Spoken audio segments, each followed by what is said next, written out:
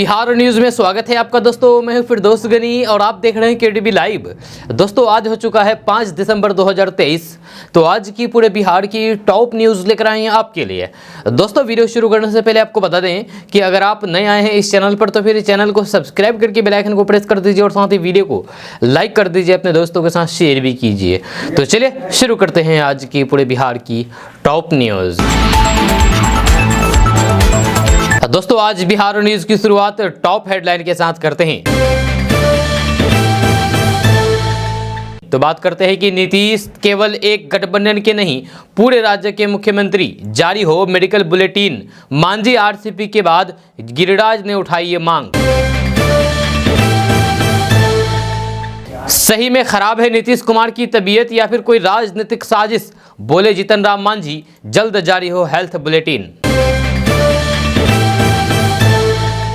बिहार में शिक्षा विभाग की खुली पोल, इस जिले के 54,000 छात्र हिंदी के साधारण वाक्य पढ़ने में भी असमर्थ। बिहार से लालू नीतीश को विदा करने के लिए बीजेपी तैयार, बोले सम्राट। इस बार होगी 70 और 30 की लड़ाई। 3 राज्यों में हार के बाद नीतीश की पार्टी का कांग्रेस से उठा भरोसा, बोले जेडीयू नेता। सिर्फ मीटिंग करने से नहीं मिलेगी जीत, करना होगा ये काम। कांग्रेस की बुरी हार में अपनी जीत देख रहे हैं जेडीयू आरजेडी। सीट के बंटवारे के लिए अब जमीन पर होगी बात।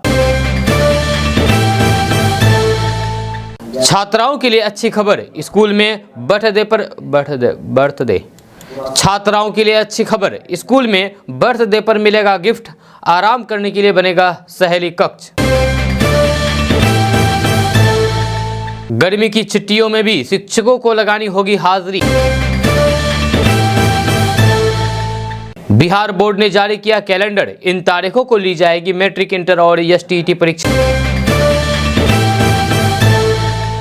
बच्ची के जन्म से लेकर के ग्रेजुएशन की पढ़ाई तक का खर्च उठाएगी बिहार सरकार। ऐसे उठाएं सीएम कन्या उत्थान योजना का लाभ। के पाठक के शिक्षा विभाग की जेब खाली, उधार के पैसों से बच्चों को खिलाया जा रहा है मिड डे मील, केंद्र सरकार को ठहराया जिम्मेदार।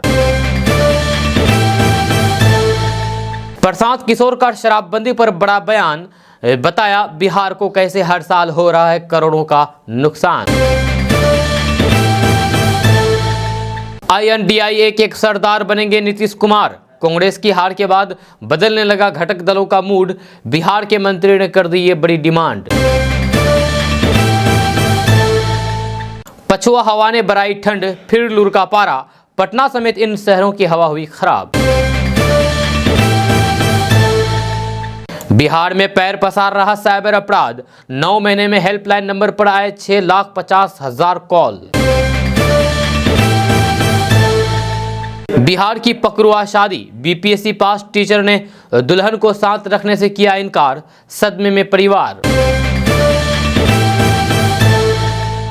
बेमौसम बारिश ने बढ़ाई किसानों की टेंशन, धान को हो रहा है भारी नुकसान। 3 राज्यों में बीजेपी की प्रचंड जीत, तेजस्वी को आया बुखार, अपने ही कार्यक्रम में नहीं पहुंचे।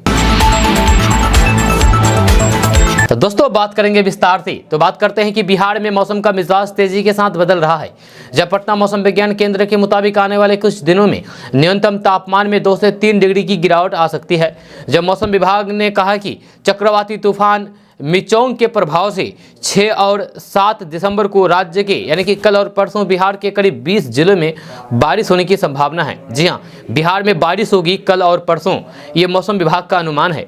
इस दौरान पटना सहित सीतामढ़ी, मधुबनी, मुजफ्फरपुर, शिवहर, समस्तीपुर, पूर्णिया, कटिहार, दरभंगा, भागलपुर, मधुबनी, सुपौल और आसपास के इलाकों में बारिश हो सकती है। किशनगंज में भी हल्की फुल्की बारिश होने की संभावना है। जब मौसम विज्ञान केंद्र पटना के अनुसार अगले 3 दिनों तक सुबह के समय अधिकांश हिस्सों में मध्यम स्तर का कोहरा छाया रहेगा। दोस्तों बात करते हैं कि बिहार में पंचायत उपचुनाव को लेकर के तारीखों का ऐलान कर दिया गया है। राज्य निर्वाचन आयोग की ओर से मिली जानकारी के अनुसार 28 दिसंबर को मतदान होगा। 9 दिसंबर से 15 दिसंबर तक नामांकन दाखिल किए जाएंगे। वहीं 16 दिसंबर को नामांकन पत्रों की जांच होगी। 20 दिसंबर तक नामांकन पत्र वापस लिए जाएंगे। आपको बता दें कि पूरे बिहार में कुल 1675 पदों के लिए उपचुनाव होगा। दोस्तों बात करते हैं कि छपरा की बेटी सुहानी कुमारी अपने दम पर साइकिलिंग में पदक ला करके बिहार का नाम देश भर में रोशन किया है। जैसे कि आप अपने मोबाइल स्क्रीन पर तस्वीर देख रहे हैं, यही है सुहानी कुमारी। छपरा के हरेंद्र सिंह एवं संगीता देवी की पुत्री 16 वर्षीय सुहानी कुमारी सीमित संसाधनों में साइकिलिंग रेस में भाग लेकर के इतिहास रच रही है। सुहानी कुमारी पढ़ाई के साथ साथ साइकिलिंग भी करती है। जब गांव की पगडंडियों में साइकिल चला करके साइकिलिंग प्रतियोगिता में पदक ला करके अपनी पहचान बनाई है।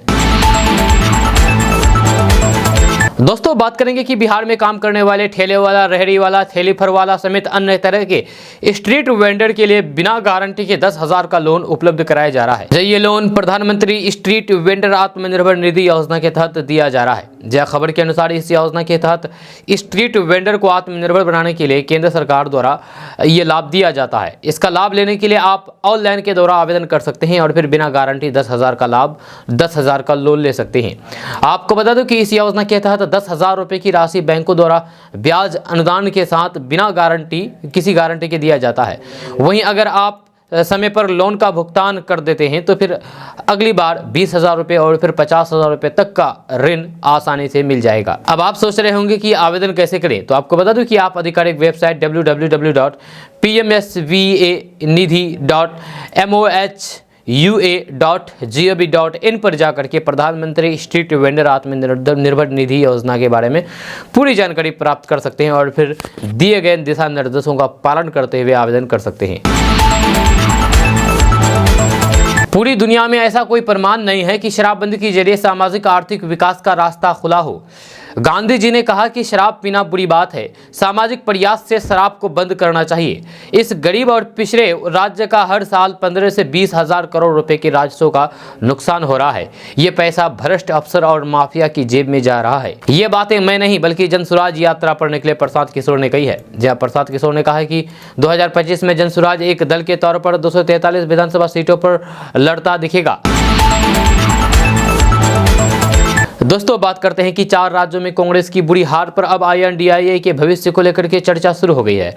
INDIA के घटक दल कांग्रेस की हार में अपनी जीत तलाशने में जुट गए हैं।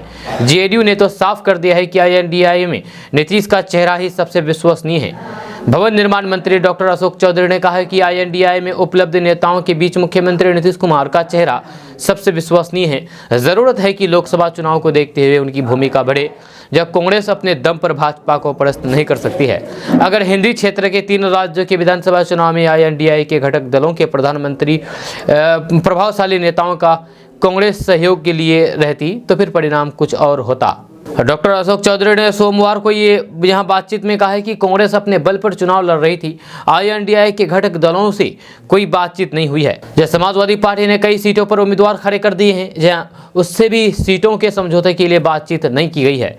जब कांग्रेस अगर भाजपा को परास्त करना चाहती है तो उसे अपना दायरा बढ़ाना होगा। उन्होंने कहा है कि बड़े भाई की भूमिका के लिए उदारता की जरूरत होती है। कांग्रेस ये उदारता दिखाएं। ये दिसंबर को नई दिल्ली में हो रही INDIA की बैठक में लोकसभा चुनाव के लिए सीटों पर चर्चा होगी। नीतीश कुमार का ये फॉर्मूला कारगर साबित होगा, जिसमें भाजपा के एक उम्मीदवार के सामने विपक्ष का एक उम्मीदवार देने की सलाह दी गई है। दोस्तों बिहार के रोहतास में महिला सिपाही ने छुट्टी नहीं मिलने पर कंपनी कमांडर पर गलत व्यवहार और शारीरिक संबंध बनाने का आरोप लगाया है। जब पीड़ित महिला सिपाही ने पूरे मामले को लेकर के थाने में आवेदन देकर के शिकायत दर्ज कराई है, वहीं पूरे मामले को लेकर के पुलिस तफ्तीश कर रही है। जब महिला कांस्टेबल के इस गंभीर आरोप से महकमे में हड़कंप मच गया है। महिला सिपाही का पति नालंदा जिले में सिपाही है। यह दर्ज प्राथमिकी में महिला सिपाही के पति ने कहा है कि मेरी पत्नी वर्तमान में बिहार विशेष सशस्त्र पुलिस महिला बटालियन सासाराम में कार्यरत हैं। वे वर्तमान में डेहरी ऑन सोन में पदस्थापित हैं। दोस्तों बिहार के कटिहार में गंगा के बाद अब महानंदा का कहर लगातार जारी है। गंगा के बाद अब महानंदा नदी की धारा भी अपने बहाव क्षेत्र से एक और कटाव कर रही है। पिछले 2 सालों में कटिहार जिला के आजमनगर में महानंदा का कटाव पश्चिमी तटबंध की ओर करीब 50 मीटर तक हुआ है। यह तटबंध के बीच नदी का बहाव होने से धारा तो नहीं मुड़ी है, लेकिन नदी का बहाव एक ओर शिफ्ट हो रहा है। आजमनगर की ओर नदी के बहाव का दबाव कम होकर के अब बैरिया की ओर हो रहा है। यही स्थिति प्राणपुर प्रखंड क्षेत्र में भी है। जब प्राणपुर के शाहपुर, दियारा और फिर जल्ला हरेरामपुर के दियारा इलाके में नदी कटाव कर रही है। दियारा की ओर कटाव होने से धारा की भी उस ओर शिफ्ट हो रही है। बाढ़ नियंत्रण विभाग की माने तो नदी की ये प्रकृति है। महानंदा नदी अपने बहाव क्षेत्र में ही बह रही है, उसे रोकना नामुमकिन है, ये कहना है नदी कटाव के एक एक्सपर्ट का। दोस्तों, बात करेंगे कि बिहार में पीएम किसान सम्मान निधि योजना में पात्रता नहीं रखने वाले लोग भी किसान बनकर के इस योजना का लाभ उठा रहे हैं। ऐसे में मुजफ्फरपुर में भी पीएम किसान सम्मान निधि योजना में बड़ा फर्जीवाड़ा का मामला सामने आया है। यहाँ के 11,600 अपात्र किसानों ने करीब 18 करोड़ की सरकारी राशि का घोटाला किया है। अब वैसे लोगों पर कार्रवाई भी हो गई है जिन्हें चिन्हित करके कृषि विभाग को नोटिस भेज करके पीएम किसान सम्मान निधि योजना का पैसा वापस करवा रही है। जय कृषि विभाग के इस फैसले के बाद अपात्र किसानों में हरकंप मच गया है, जिसमें नोटिस के बाद मात्र अब तक 22 लाख रुपए ही वापस हुआ है। जो किसान राशि वापस नहीं करेंगे तो फिर उनका खाता होल्ड कर दिया जाएगा और विभागीय निर्देश के बाद सर्टिफिकेट केस भी दर्ज किया जा सकता है। आपको बता दें कि राज्य मुख्यालय के निर्देश पर जिला कृषि विभाग ने चिन्हित अपात्र किसानों को नोटिस भेज करके राशि वापस करने का निर्देश दे रहा है। दोस्तों, बात करते हैं कि सर्दी के मौसम में दिल को स्वस्थ रखना हर उम्र के व्यक्ति को जरूरी हो गया है, क्योंकि ज़्यादा ठंड के कारण रक्त वाहिकाओं में ब्लड फ्लो स्लो हो जाता है, जिस कारण हार्ट अटैक का खतरा यानी कि दिल से जुड़ी हुई बीमारी होने का जोखिम बढ़ जाता है। यह सर्दियों के मौसम में अपने दिल को स्वस्थ रखने के लिए लोग एक्सरसाइज, योग और आयुर्वेद की सहायता लेते हैं। यह नेचुरोपैथी डॉक्टर श्री विधा प्रांत ने दिल को स्वस्थ रखने के लिए एक आयुर्वेदिक चाय की रेसिपी शेयर की है। डॉक्टर श्री विधा प्रसाद के अनुसार अर्जुन छाल आपके दिल को आराम देने, पेट को ठीक रखने, दिमाग को तरोताज़ा करने के लिए सर्वोत्तम कार्डियो टॉनिक के रूप में काम करता है। अगर आप अर्जुन छाल के चाय बना करके पीते हैं तो आपको बहुत ज़्यादा फायदा मिलेगा। विशेष तौर पर आपके दिल को काफ़ी ज़्यादा फायदा मिलेगा। दिल को स्वस्थ रखने के लिए डॉक्टर अर्जुन छाल के चाय पीने की सलाह देते हैं। दोस्तों, मुख्यमंत्री नीतीश कुमार ने पिछले कुछ दिनों से सरकारी कार्यक्रमों से दूरी बना ली है। यहां तक कि ऐन वक्त पर उनका जनता दरबार भी रद्द कर दिया गया है। ऐसी चर्चा है कि मुख्यमंत्री नीतीश कुमार बीमार है। हालांकि उनका मेडिकल बुलेटिन जारी नहीं होने पर सवाल उठ रहे हैं। जहां एनडीए के नेता मुख्यमंत्री को लेकर के लगातार चिंता जता रहे हैं। इसी बीच गिरिराज सिंह ने मुख्यमंत्री नीतीश कुमार के स्वास्थ्य को लेकर के चिंता जताई है और मेडिकल बुलेटिन जारी करने की मांग की है। गिरिराज सिंह ने जीतन राम मांझी का मांग समर्थन करते हुए एक्स पर लिखा है कि नीतीश कुमार केवल एक गठबंधन के मुख्यमंत्री नहीं है बल्कि पूरे बिहार के मुख्यमंत्री है। इसीलिए जीतन राम मांझी की चिंता जायज है और इसकी हमें भी चिंता है। इसलिए मुख्यमंत्री नीतीश कुमार का हेल्थ बुलेटिन जारी होना चाहिए। आपको बता दूं कि यही मांग 2-3 दिन पहले जीतन राम मांझी ने भी उठाया था। जीतन राम मांझी ने कहा है कि मुख्यमंत्री नीतीश कुमार का हेल्थ बुलेटिन जारी होना चाहिए और पूरे बिहार को मालूम होना चाहिए कि आखिर मुख्यमंत्री नीतीश कुमार का हेल्थ इस वक्त है क्या, या फिर ये कोई ड्रामा है या फिर सही में बीमार है। ये लोगों को पता होना चाहिए। हेल्थ बुलेटिन लोगों को जारी किया जाना चाहिए, ये मांग था जीतन राम मांझी का। अब जीतन राम मांझी की इस मांग पर बीजेपी के नेता ने भी हामी भर दी है। वो भी चाहते हैं कि नहीं, नीतीश कुमार के हेल्थ बुलेटिन जारी होना चाहिए। आपको बता दूं कि इससे पहले जीतन राम मांझी ने एक्स पर लिखा था कि पिछले 10 दिनों से मुख्यमंत्री नीतीश कुमार की तबीयत खराब है, उनको कुछ हुआ भी है या फिर सिर्फ उनके साथ राजनीतिक साजिश चल रही है। नीतीश कुमार का हेल्थ बुलेटिन जारी होना चाहिए जिससे पता चले कि उनकी स्थिति कैसी है। जी हाँ, वही जेडीयू के पूर्व राष्ट्रीय अध्यक्ष और बीजेपी नेता आरसीपी सिंह ने भी कहा है कि ये बहुत ही दुर्भाग्यपूर्ण स्थिति है कि बिहार के मुख्यमंत्री नीतीश कुमार की तबीयत कैसी है। बिहार की जनता को इसकी जानकारी नहीं है। आरसीपी सिंह ने कहा है कि पिछले कुछ दिनों में मुख्यमंत्री की जो भी सरकारी कार्यक्रम हैं सभी को रद्द कर दिया गया है और फिर आज जनता दरबार भी रद्द कर दिया गया है, जो दिखाता है कि उनकी तबीयत ठीक नहीं है। बिहार के मुख्यमंत्री की तबीयत ठीक ना हो और उस पर पर्दा रहे, ये अच्छी बात नहीं है। दोस्तों, कार्तिक पूर्णिमा मेला के मौके पर बिहार के सहरसा पहुंचे वन एवं पर्यावरण मंत्री तेज प्रताप यादव ने बीजेपी और आरएसएस पर निशाना साधा है। उन्होंने कहा है कि सहरसा आने के लिए हवाई जहाज की व्यवस्था थी, लेकिन आरएसएस वालों ने यहां भी साजिश कर दिया। एन मौके पर हवाई जहाज कैंसिल कर दिया तो फिर हम बाय रोड ही पहुंच गए। उन्होंने कहा है कि पिता लालू प्रसाद यादव मुझे बोले थे कि तुम्हारे लिए हवाई जहाज की व्यवस्था करवा देते हैं, लेकिन लगता है कि आरएसएस वालों ने इसमें भी साजिश कर दिया है और हमें सड़क मार्ग से आना पड़ा। जब पहले पायलट ने कहा कि हम जाएंगे, बाद में वह पायलट जो आरएसएस का आदमी था उसने कहा कि पायलट नहीं है। हम बोले बकलोल मंत्री नहीं हैं, पटना लौटेंगे तो उन्हें देखेंगे। दोस्तों, देश के 4 राज्यों के विधानसभा चुनाव के नतीजे सामने आने के बाद बिहार में सियासत तेज हो गई है। 3 राज्यों में जीत से उत्साहित बीजेपी ने दावा किया है कि इस बार के लोकसभा चुनाव में महागठबंधन का खाता भी नहीं खुलने वाला है। जब बिहार बीजेपी के प्रदेश अध्यक्ष सम्राट चौधरी ने कहा कि बीजेपी ने लालू नीतीश को बिहार से विदा करने की पूरी तैयारी कर ली है। सम्राट चौधरी ने कहा है कि हम नीतीश कुमार के स्वस्थ होने की कामना करते हैं, वह पहले स्वस्थ हो जाएं, विरोधी से तो लड़ाई चलती ही रहती है। नीतीश कुमार पूरी तरीके से स्वस्थ होकर के आए, बीजेपी उनसे लड़ने के लिए तैयार है। जब 3 राज्यों में कांग्रेस की करारी हार के बाद नीतीश कुमार को पीएम उम्मीदवार बनाने की मांग उठने लगी है। इस सवाल के जवाब में सम्राट चौधरी ने कहा कि नीतीश कुमार को बीच बीच में पीएम बनने का कीड़ा काटते रहता है, जहाँ इसमें नई बात कोई थोड़ी ना है। 2014 में भी प्रधानमंत्री बन रहे थे तो फिर बिहार की जनता ने 2 सीट दिया था, लेकिन इस बार नीतीश कुमार बिहार में खाता तो खोल करके दिखाएं। वहीं मध्य प्रदेश विधानसभा चुनाव में जेडीयू उम्मीदवार की जमानत जब्त होने के सवाल पर सम्राट चौधरी ने कहा कि मध्य प्रदेश में जेडीयू के सभी उम्मीदवारों को जितने वोट मिले उतने वोट तो गाँव में मुखिया को आता है। यह नीतीश कुमार की राजनीतिक हैसियत यही है। जेडीयू बिहार में पूरी तरीके से खत्म हो चुकी है। सत्ता का जब तक लाभ लेना है ले ले। बीजेपी लालू नीतीश की जोड़ी को चुनाव में हराने के लिए पूरी तरीके से तैयार है। दोस्तों, 3 राज्यों के अंदर भारतीय जनता पार्टी को प्रचंड बहुमत मिली है, तो फिर इस बात से ये प्रमाणित हो गया है कि इंडिया गठबंधन जैसे बिहार में बना महागठबंधन केवल गठबंधन की बैठक कर लेने से उनके सार्थक नतीजा निकल जाएंगे, ये भ्रम नहीं होना चाहिए। ये बातें मैं नहीं कह रहा हूं, बल्कि ये बातें जदयू के एमएलसी और मुख्य प्रवक्ता नीरज कुमार ने कही है। यह दरअसल देश के 5 राज्यों में हुए चुनाव में भाजपा ने 3 राज्यों में प्रचंड बहुमत हासिल की है। ऐसे में भाजपा का जिन 3 राज्यों में जीत हासिल की है उसमें से 2 राज्यों में कांग्रेस की सरकार थी। इसके बाद कांग्रेस की रणनीति को लेकर के सवाल उठना शुरू हो गए हैं।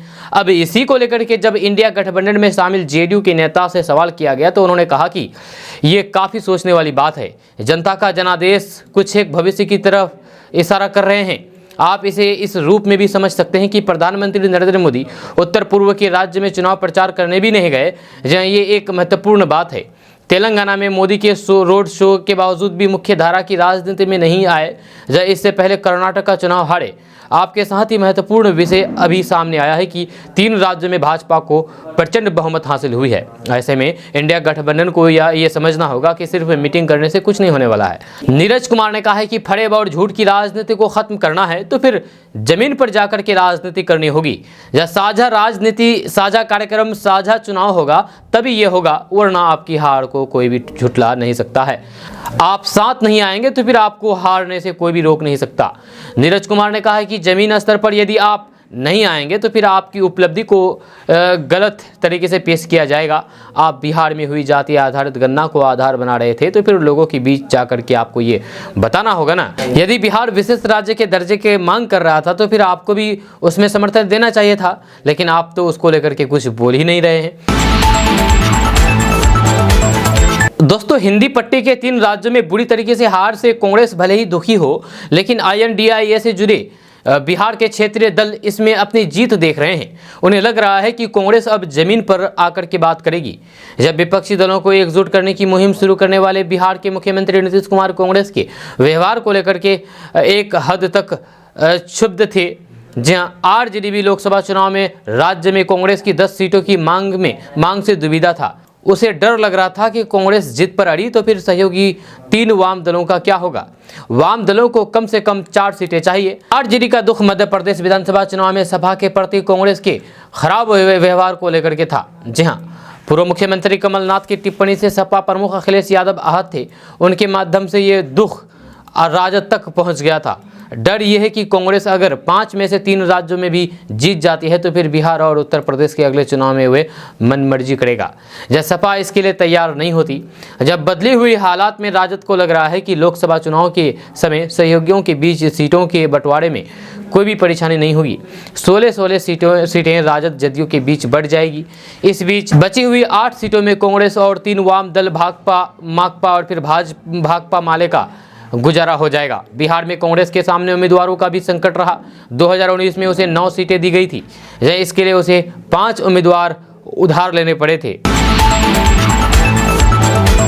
दोस्तों, शिक्षा विभाग ने स्कूलों की अवकाश तालिका जारी कर दी है। इसमें वर्तमान शैक्षणिक सत्र में मिलने वाली 16 त्योहारों की छुट्टी खत्म कर दी गई है। जब गर्मी की छुट्टी के समय में बदलाव किया गया है। जब पहले मई जून में गर्मी की छुट्टी रहती थी, लेकिन साल 2024 में 15 अप्रैल से 16 मई तक गर्मी की छुट्टी घोषित कर दी गई है। जब माध्यमिक शिक्षा निदेशक की जारी अधिसूचना के अनुसार गर्मी की छुट्टियों में भी शिक्षकों को स्कूल में हाजिरी लगानी होगी। जब तर्क दिया गया है कि गर्मी की छुट्टियां बच्चों के लिए होती है, जहाँ HM यानी कि हेड मास्टर और फिर शिक्षकों को स्कूल में मौजूद होकर के शैक्षणिक और फिर कार्यालय के काम का निपटारा करना होगा। जहाँ इस दौरान शिक्षक अभिभावकों की मीटिंग होती रहेगी। जहाँ गर्मी की छुट्टियों में पढ़ने में कमज़ोर बच्चों के लिए विशेष कक्षाएं चलाई जाएगी। जारी अधिसूचना में कहा गया है कि प्रारंभिक माध्यमिक और फिर उच्च माध्यमिक स्कूलों में शिक्षा का अधिकार अधिनियम यानी कि RTI के तहत तय बाध्यता का पालन हो सके, इसके लिए प्रारंभिक स्कूलों में कम से कम 220 दिन बच्चों की पढ़ाई हो सके। एक साल में 60 दिन स्कूलों में बच्चों की पढ़ाई बंद रहेगी, या फिर यूँ कहे कि शिक्षकों को 60 दिन छुट्टी रहेगी। हेडमास्टर अपने स्तर से स्कूलों में किसी तरह की अवकाश घोषित नहीं करेंगे। ऐसा करने पर विभागीय कार्रवाई की जाएगी। लोकसभा चुनाव को देखते हुए गर्मी की छुट्टियों में परिवर्तन किया जा सकता है। जहाँ सभी उर्दू स्कूल में पहले की तरह ही स्कूल बंद रहेगा, जहाँ अन्य दिनों की तरह स्कूल खुले रहेंगे। दोस्तों, 3 राज्यों के विधानसभा चुनाव में मिली जीत के बाद भाजपा गदगद है। यहां प्रधानमंत्री नरेंद्र मोदी ने जीत के बाद कार्यकर्ताओं और फिर देश की जनता को संबोधित किया। इस दौरान विपक्ष पर जमकर के निशाना साधा। अब ऐसे में राजद सांसद मनोज झा ने PM मोदी पर हमला करते हुए कहा कि विपक्ष को दहशतगर्द कहना ये सकारात्मक राजनीति है, ये नेगेटिविटी की प्रकाष्ठा है। जब वहीं मनोज झा ने बातों ही बातों में कांग्रेस को भी बड़ा संदेश दे दिया है। मनोज झा ने PM मोदी को लेकर क्या कहा है, अभी हम आपको बता रहे हैं। दरअसल मनोज झा ने कहा है कि हम और हमारा दल हमेशा मानता है कि आपका विमर्श भी सकारात्मक होनी चाहिए, लेकिन प्रधानमंत्री जी देश में जो हाहाकार है, आप चुनाव जीतने के लिए मल्टी फैक्टर हैं, लेकिन कर्नाटक यदि आपने कर्नाटक चुनाव के बाद भी यही कहा होता तो फिर मैं मानता कि आपका हृदय भरा है। मनोज झा ने PM मोदी पर कटाक्ष करते हुए कहा कि आप हर जीत हर हार को एक नज़रिए से देखते हैं। तेलंगाना में आप नंबर 2 पर उछल रहे थे, आज आप कहां पर है? ऐसा नहीं होता है कि 2 राज्य का विश्लेषण एक तरह से करें और फिर बाकी 2 राज्य का विश्लेषण अलग तरीके से करें। दोस्तों, बिहार विद्यालय परीक्षा समिति ने आगामी मैट्रिक और फिर इंटर परीक्षा का वार्षिक कैलेंडर जारी कर दिया है। जहां बोर्ड के अध्यक्ष आनंद किशोर ने बताया है कि बिहार विद्यालय परीक्षा समिति साल 2024 में आयोजित की जाने वाली माध्यमिक, उच्च माध्यमिक एवं विविध परीक्षाओं से संबंधित वार्षिक कैलेंडर जारी कर दिया गया है। सोमवार दोपहर मीडिया से बातचीत करते हुए बोर्ड के अध्यक्ष आनंद किशोर ने कहा कि इस बार इंटरमीडिएट वार्षिक परीक्षा 1 फरवरी से 12 फरवरी तक ली जाएगी। ये परीक्षा 2 पालियों में ली जाएगी। प्रथम पाली की परीक्षा पूर्वाह्न यहाँ 9:30 बजे से 12:45 अपराह्न तक ली जाएगी, जब द्वितीय पाली की परीक्षा अपराह्न 2 बजे से 5:15 तक आयोजित की जाएगी। इंटरमीडिएट वार्षिक प्रायोगिक परीक्षा 10 जनवरी से 20 जनवरी तक ली जाएगी। जब बोर्ड के अध्यक्ष प्रशांत किशोर ने कहा है कि मैट्रिक वार्षिक परीक्षा 15 फरवरी से 23 फरवरी तक ली जाएगी। ये परीक्षा भी 2 पालियों में ली जाएगी। वहीं वार्षिक माध्यमिक परीक्षा 2024 के इंटरनल एक्सटेमेंट या फिर प्रायोगिक परीक्षा का आयोजन 18 जनवरी से 20 जनवरी तक किया जाएगा। दोस्तों, बिहार की राज्य सरकार गरीब बच्चों के लिए कई कल्याणकारी योजनाएं चलाती है। जहाँ इसी क्रम में CM कन्या उत्थान स्कीम भी है, जिसके तहत लड़की के जन्म होने से लेकर के उसकी पढ़ाई तक अलग अलग किस्तों में 50,000 रुपये देती है। दरअसल बिहार की सरकार की मंशा इस योजना के जरिए बाल विवाह, कन्या भ्रूण जैसी अपराध को खत्म करना है। जहाँ अब तक 2 लाख से अधिक लड़कियों को इस योजना का लाभ मिल चुका है। जी हाँ, अभी की स्टोरी में यानी कि अभी हम आपको बताने जा रहे हैं कि आप इस स्कीम का यानी कि इस योजना का लाभ कैसे उठा सकते हैं। बात करते हैं कि मुख्यमंत्री कन्या उत्थान योजना के तहत सरकार कई किस्तों में बच्चियों को आर्थिक सहायता देती है। जैसे जन्म के समय माँ बाप को 2,000 रुपये की पहली किस्त मिलता है, या ऐसा ही 1 साल पूरे होने पर आधार रजिस्ट्रेशन के समय 1000 रुपये, 2 साल की उम्र यानी कि जब पूरे टीके लग जाते हैं तब 2000 रुपये, और फिर इसी तरह से बच्ची की एडमिशन से लेकर के 9 कक्षा में पढ़ाई के दौरान अलग अलग चरणों में प्रोत्साहन राशि दी जाती है। इसके बाद 12वीं पास करने पर 10,000 रुपये और फिर स्नातक की पढ़ाई पूरी करने पर 25,000 रुपये की आर्थिक सहायता दी जाती है। अगर आप इस योजना का लाभ उठाना चाहते हैं तो कुछ दस्तावेजों की आपको ज़रूरत होगी। वह जन्म प्रमाण पत्र, आधार कार्ड, माँ बाप का वोटर ID कार्ड, 12वीं की मार्कशीट, स्नातक की मार्कशीट, पासपोर्ट साइज फोटो। आवेदन करने के तरीके के बारे में अगर बात किया जाए तो आप एक वेबसाइट है, उस वेबसाइट में जाकर के आवेदन कर सकते हैं और ये वेबसाइट है www.ekalyan.bish.nic.in। इस वेबसाइट पर जाकर के आप यहां पर CM कन्या उत्थान योजना पर के लिए आवेदन कर सकते हैं। दोस्तों, बिहार में 10वीं 12वीं पास के लिए 359 पदों पर वैकेंसी निकाली गई है, जहां इसके लिए नोटिफिकेशन जारी कर दिया गया है। इच्छुक और योग्य उम्मीदवार वेबसाइट www.nccdtaj.in/img/english.pdf पर जाकर के नोटिस को पढ़ें और दिए गए दिशा निर्देशों के अनुसार आवेदन की प्रक्रिया को पूरा कर सकते हैं। उसके बाद आवेदन कर सकते हैं। पदों की संख्या 359 है। जब इसमें योग्यता के बारे में बात की जाए तो इन पदों पर आवेदन करने के लिए उम्मीदवारों की योग्यता पदों के अनुसार 10वीं 12वीं, स्नातक, डिप्लोमा आदि होनी चाहिए। पद के नाम के बारे में अगर बात किया जाए तो क्लर्क, एरियो, meddling, instructor, steno, store keeper, driver, चौकीदार, स्वीपर, बोट कीपर आदि। आयु सीमा के बारे में अगर बात किया जाए तो आवेदन करने के लिए उम्मीदवारों की न्यूनतम आयु सीमा 18 साल और अधिकतम आयु सीमा 37 वर्ष निर्धारित किया गया है। आवेदन की तिथि के बारे में अगर बात की जाए तो आपको बता दूं कि इन पदों पर आवेदन करने की प्रक्रिया शुरू हो चुकी है, जो 5 दिसंबर तक चलेगी, यानी कि आज लास्ट डेट है, इसलिए आप जल्द से जल्द आज ही आवेदन करें।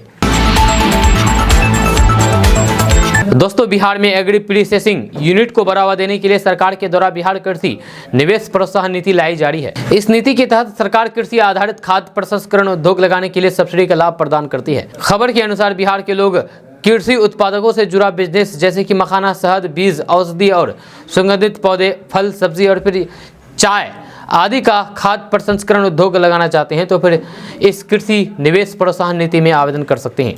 आपको बता दें कि बिहार के किसी भी जिले में कृषि से संबंधित प्रोसेसिंग इंडस्ट्री लगाने वाले व्यक्तिगत निवेशकों को लागत राशि का 15% की सब्सिडी प्रदान की जाती है, जबकि किसान उत्पादक संगठन यानी कि PFPC के लिए 25% तक की फैकल्टी सब्सिडी दी जाती है। बिहार सरकार ने कृषि निवेश प्रोत्साहन योजना के तहत 10 उत्पादकों की एग्री प्रोसेसिंग को मंजूर किया है। अगर आप इसका लाभ लेना चाहते हैं तो फिर आप वेबसाइट www.horticulture.bihar.gov.in पर जाकर के इसकी पूरी जानकारी प्राप्त कर सकते हैं और आवेदन कर सकते हैं।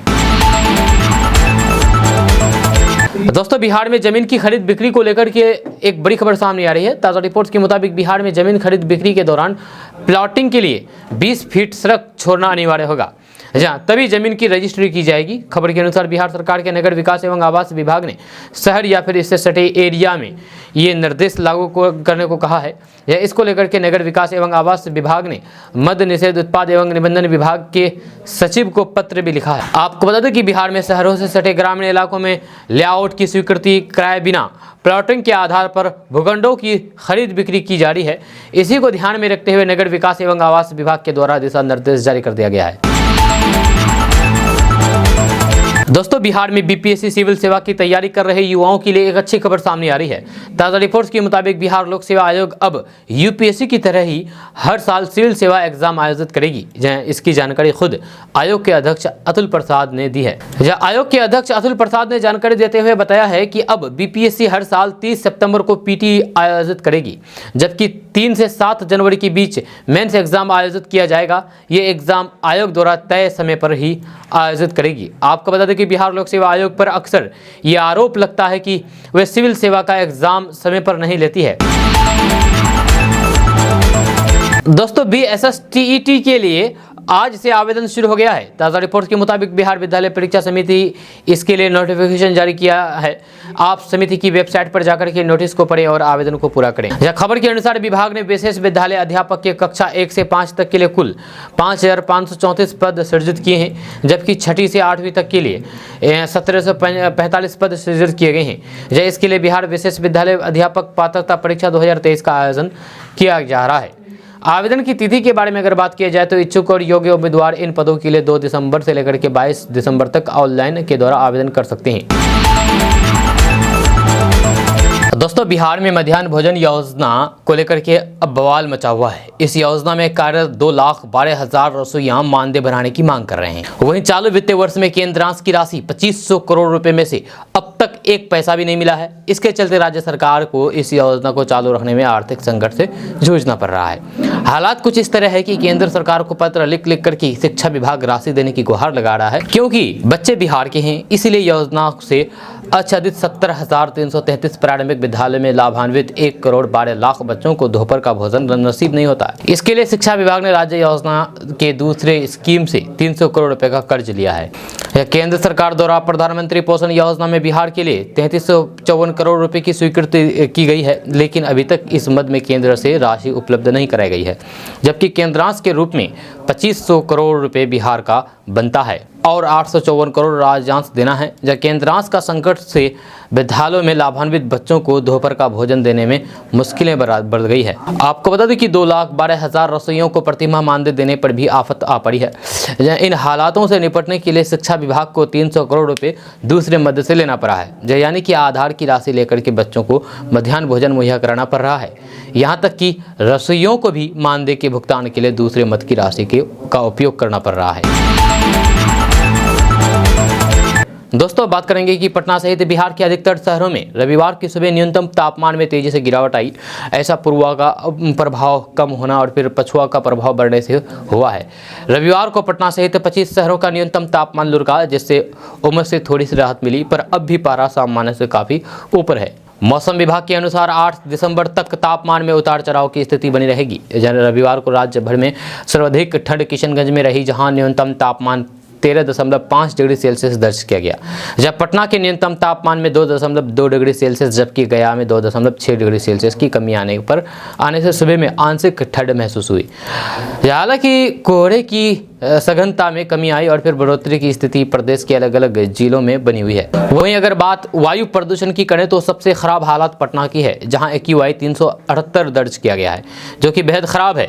वहीं पूर्णिया का वायु गुणवत्ता सूचकांक 339, कटिहार का 374, भागलपुर का 310 पहुंच गया है, जो कि जहरीली हवा का संकेत है। ऐसे में बच्चों को, बुजुर्गों को परेशानी का सामना करना पड़ सकता है। वहीं पर किशनगंज की बात करें तो किशनगंज में वायु प्रदूषण 140 AQI पाया गया है। अब आप सोच रहे होंगे कि आखिर ये AQI कितना होगा तो बढ़िया, कितना होगा तो खराब। तो आपको बता दूं कि AQI 0 से 50 के बीच में है तो हवा अच्छी है। वहीं पर AQI 401 से 500 के बीच में है तो हवा खतरनाक है, स्वस्थ व्यक्ति भी बीमार पड़ सकता है। दोस्तों, बिहार में साइबर अपराधियों का दायरा बढ़ता जा रहा है। हालांकि पुलिस भी इसे लेकर के अब सक्रिय है, जिसका प्रभाव भी दिखने लगा है। बिहार में 44 साइबर थाने खोले गए हैं, जिसके बाद साइबर अपराधियों की संख्या भी बढ़ती नजर आ रही है। आमतौर पर बिहार के सभी जिलों से साइबर अपराध के मामले सामने आते हैं, लेकिन नालंदा और नवादा में इन अपराधियों की जड़ें अधिक गहरी होती जा रही है। आधिकारिक आंकड़ों के अनुसार बिहार में साइबर अपराध के आरोप में 200 से अधिक आरोपियों को गिरफ्तार किया गया है, जिसमें से सबसे अधिक 50 लोग नालंदा से गिरफ्तार हुए हैं। वहीं 26 लोग नवादा जिले से गिरफ्तार किए गए हैं। बताया जाता है कि आर्थिक अपराध इकाई के नेशनल क्राइम रिपोर्टिंग पोर्टल के हेल्पलाइन नंबर पर फरवरी से अब तक 6,78,000 से अधिक शिकायत आ चुकी हैं, जबकि इसकी मदद से 1543 प्राथमिकी दर्ज की गई है। साइबर अपराधियों पर नकेल कसने के लिए पूरे प्रदेश में 44 साइबर थाने खोले गए हैं, जहां इन सभी थानों में 1800 से अधिक मामले दर्ज किए गए हैं। जहाँ इसके अलावा साइबर अपराधियों के चंगुल में जाने से 29 करोड़ 1 लाख रुपए से ज़्यादा राशि को बचाया गया है। साइबर अपराध से जुड़े 7,000 से अधिक मोबाइल फ़ोन को ब्लॉक कर दिया गया है। दोस्तों, बिहार के हाजीपुर में बीते बुधवार को BPSC परीक्षा पास करके सरकारी टीचर बने गौतम की पकड़ुआ शादी करा दी गई थी। अभी शादी के बाद से गौतम का पूरा परिवार सदमे में है और रो रो करके बुरा हाल है। जब वही गौतम ने भी दुल्हन को साथ रखने से इनकार कर दिया है। दरअसल गौतम जब वैशाली के पातेपुर में स्कूल में बच्चों को पढ़ा रहे थे तो उसी दौरान उन्हें अगवा कर लिया गया था और फिर जबरदस्ती उसकी शादी करवा दी गई थी। जब पिता का साया खो चुके गौतम ने महज 15 दिन पहले ही बीपीएससी परीक्षा पास करके हाई स्कूल में सरकारी नौकरी शुरू की थी। इसके बाद बीते 30 नवंबर को स्कूल से उसका अपहरण करके जबरन शादी करा दी गई। जहां अब गौतम के दादा दादी से लेकर के उसकी मां तक सदमे में है। जहां गौतम अपने परिवार का इकलौता कमाऊ सदस्य था और पिता के बाद छोटी बहन की शादी की जवाबदेही उसके कंधे पर थी। किडनैपिंग और फिर जबरन हुई शादी के बाद गौतम की दादी लगातार रो रही है। गौतम की दादी उर्मिला देवी ने कहा है कि हम सोचे थे कि लड़की की शादी करके वह अपनी शादी करेगा, यही हमारे मन में था। इसके पिता के दुनिया से चले जाने के बाद समाज का ही तो साथ था, लेकिन समाज ने साथ नहीं दिया, जबरदस्ती शादी करा दी गई। वहीं गौतम के दादा सुरेंद्र राय ने कहा है कि जब ये लड़का नौकरी नहीं कर रहा था तो बीपीएससी पास नहीं हुआ था, तब किसी ने क्यों नहीं किडनैप किया, रिजल्ट और फिर नौकरी किया, 8 दिन के अंदर ही अगवा कर लिया। समाज पर ऐसी शादियों का बहुत बुरा असर होगा। आपको बता दें कि जब गौतम के परिवार वालों ने बेटे के अगवा होने की शिकायत पुलिस से की थी तो फिर पुलिस ने उसे ज़्यादा गंभीरता से नहीं लिया था। बाद में बवाल और हंगामे के बाद आखिर पुलिस हरकत में आई और फिर किडनैप टीचर गौतम को बरामद करके घर वालों को सौंप दिया था। गौतम को लड़की के घर वाले खुद थाने के पास छोड़ करके फरार हुए थे। गौतम के घर वालों ने स्थानीय थाने और फिर पुलिस वालों पर लड़की के घर वालों से मिली भगत और फिर किडनैपिंग वाले इस शादी की पूरी प्लानिंग में शामिल होने का भी आरोप लगाया है। आपको बता दो कि गौतम ने शादी के बाद दुल्हन को साथ रखने से इनकार कर दिया है। उसने कहा है कि उसकी शादी जबरदस्ती करा दी गई है, इसलिए उसे अपने साथ नहीं रख सकता है। वहीं पकड़े जाने के बाद लड़की के चाचा ने कहा है कि उन्होंने गौतम के परिवार वालों से शादी की बात की थी, लेकिन वे तैयार नहीं हुए थे, इसीलिए अगवा करके शादी करा दी। जब कुछ दिनों पहले ही पटना हाईकोर्ट ने भी पकड़वा विभाग के इस एक मामले में अहम फैसला सुनाते हुए इसे रद्द कर दिया था। दोस्तों आज का न्यूज़ बस ये था। कैसा लगा आपको नीचे कमेंट बॉक्स में कमेंट करके ज़रूर बताइएगा। अगर आप हमारे चैनल पर नए आए हैं तो फिर चैनल को सब्सक्राइब करके बेल आइकन को प्रेस कर दीजिए और साथ ही वीडियो को लाइक कर दीजिए। अपने दोस्तों के साथ शेयर करना तो कतई नहीं भूलिएगा। तो चलिए मिलते हैं फिर नेक्स्ट वीडियो के साथ, तब तक के लिए जय हिंद जय बिहार।